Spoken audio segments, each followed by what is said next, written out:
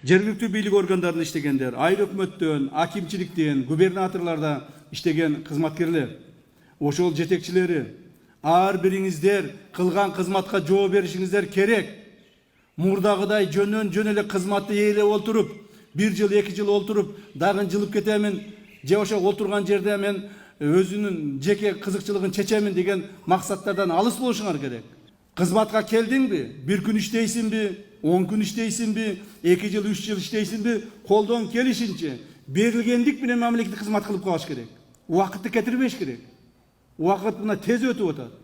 Мына биздин келгенибизге дагы жаңы бийликтин урматтуу президентибиз Садыр Нуркожоевич келгениңде дагы баш болгон командасын келгенине 3,5 жыл убакыт болду. Туура көптөгөн жумуштар аткарылды. Стабилдүүлүк маселелери чечилди. Коргонуу маселелери чечилди. Бирок мамлекетти өнүгүү маселесине өтүшүбүз керек мындан ары. Жерлердеги бардык элге керектүү, жөнөкөй, карапайым эл журттун маселелерин чечүүгө өтүшүбүз керек. Губернатор баш болгон мына мен азыр эле бир нерсени айтып коеюн. Могул жерде жакшы асфальт тапсыңар. Ал эми ушул жолго келген жолду карабайсыңар кандай болуп турду акыбалы. Эмне үчүн асфальттанбаган? Губернатор. Быйыл жасабайсыңар. Буквально 2 неделяда ушул жер асфальт болбосо, мен өзүм келип текшерем. Уктуңузбу? 2 аптанын ичинде, 15 күнүн ичинде ушул жерге кирген мына шаарды аралап аткан жол толук менен асфальт болуш керек. Ушул жерде канча элдер жашап атат. Мына ичиңерде асфальт кылып алдыңар, жолуңарда асфальт кылып алдыңар, а эмне үчүн элдикин жасап бербешибиз керек? Мына ушундай нерселерди көрсөтүп, силердин көзүңөргө сайып олтурбастан өзүңөр жасагыла. Аким жасаш керек ушуну. Ушул губернатор жасаш керек. Облустук жетекчилер жасаш керек ушуну. Жерлерде ошол жергиликтүү бийлик органдарынын туура эмес же болбосо жакшы иштебеген негизинде элдин көп нааразычылыктары пайда болуп атат. Муну биз туура түшүнүшүбүз керек.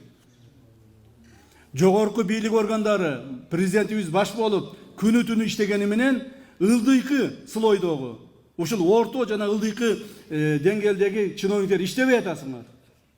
Эгерде иштебесеңер жоопкерчилигиңер каралат. Иштебесеңер орунду бошоткула, элге кызмат кылам деп чуркап иштейм деген адамдар келип иштеш керек. Жөн орунду кармап олтуруу болбойт. Укук коргоо органдарынын жерлердеги башкармачылыгы. Мына ушул эле Жалал Абад облусунун жаңы начальник УВД келдиңиз, туурабы? Сиз полковник Асанов, Жалал Абад облусунун прокурору, Жалал Абад облусунун ГКМнын башчысы, так бардыңыздар. Жумуштарды катуураак жүргүзүп, жеке проблеманы чечкенди токтоткула. Жеке проблема чечилбесин, элдин проблемасын карагыла. Эл нааразы болсо, ушул 4-өң жооп бересин. Губернатор, прокурор, начальник УВД и начальник ГКМБ. Облустун эли нааразы болсо 4-өң жооп бересин. Кайсыл жерде элде кайсыл бир проблема чыкса, жетип барышыңар керек, чечишиңер керек. Сөзсүз түрдө жогору жактан карап туруп биз указание берип отурбашыбыз керек. Урматтуу жетекчилер, туруңуздар ордуңуздарга. Урматтуу жетекчилер, мына ушул маселени катуураак өзүңөргө алгылагын. Урматтуу эл журт, айрыкча биздин ветерандарыбыз, маалыматтарды бизге берип туруңуздар. Кайсыл жерде эмне жасалбай атат? Туура эмес жасалып атат. Ошол жергиликтүү бийликтин жетекчилери туура эмес мамиле кылып атат, бизге айтып туруңуздар. Биз аткарууга милдеттүүбүз. Президентибиз дагы алдыбызга ушундай тапшырманы коюп атат. Жерлерге барып, элдин алдына сулуу көз болуп керне бербестен, элдин проблемасын чечкиле деген тапшырманы коюп атат. Элдин проблемасын чече албайбы? Ким болсо дагы жумуштан кетсин деп атат. Элдин проблемасын чечкен адамдарды алып келели деген ушундай бир тапшырмаларды президентибиз коюп атат. Бирок ошол сөз бойдон калбаш керек. Бул ишке айланыш керек. Аны ишке айланыш үчүн ушул жердеги жетекчилер силер ошону өзүңөр катуураак иштеп чечишиңер керек.